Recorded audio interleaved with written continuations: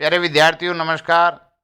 आज हम भारतीय संविधान के भाग 3 के अंतर्गत मौलिक अधिकारों का अध्ययन करेंगे। मौलिक अधिकारों से संबंधित उपबंध भारतीय संविधान में अनुच्छेद 12 से 35 के मध्य वर्णित है। मौलिक अधिकार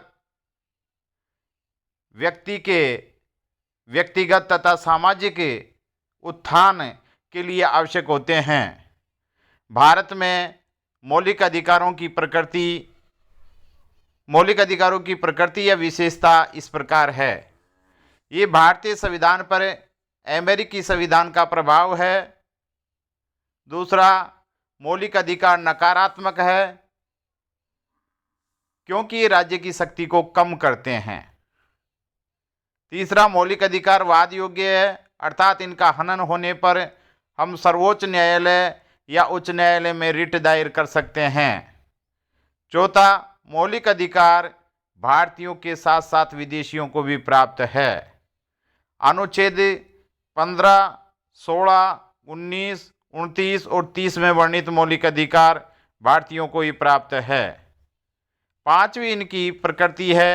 राष्ट्रीय आपात अनुच्छेद 352 के समय मौलिक अधिकारों का निलंबन हो जाता है, लेकिन अनुच्छेद 20 और 21 में वर्णित मौलिक अधिकारों का निलंबन नहीं होगा।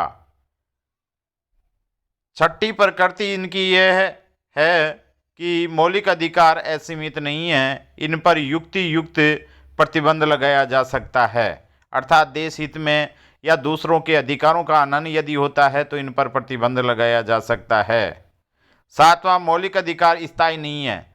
संसद इनमें कटौती कर सकती है, लेकिन संशोधन या अधिनियम के तहत, न कि साधारण कानून के तहत।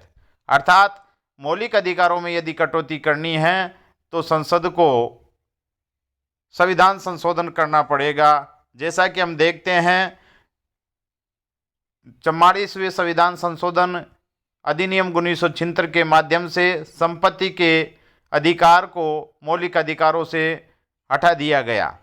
आठवीं विशेषता, सशस्त्र बलों, अर्धसैनिक बलों, पुलिस बलों, गुप्तचरों संस्थाओं और इनसे संबंधित सेवाओं के क्रियान्वयन हेतु मौलिक अधिकार प्रतिबंधित किए जा सकते हैं। 9, ऐसे इलाकों में भी मौलिक अधिकारों का क्रियान्वयन रोका जा सकता है जहां मार्शल लॉ एक्टिव हो, अर्थात फौजी कानून जहां लगा हुआ हो वहां मौलिक अधिकारों का क्रियान्वयन रोका जा सकता है।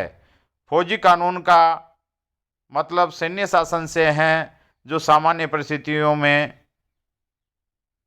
नहीं लगाया जा सकता, अर्थात असामान्य परिस्थितियां होने पर लगाया जाता है। राज्य की परिभाषा। राज्य शब्द का अनुच्छेद 12 में भाग 3 के अंतर्गत परिभाषित किया गया है। इसके अनुसार राज्य निम्नलिखित है। केंद्र, राज्य तथा स्थानीय सरकारें राज्य में सम्मिलित है।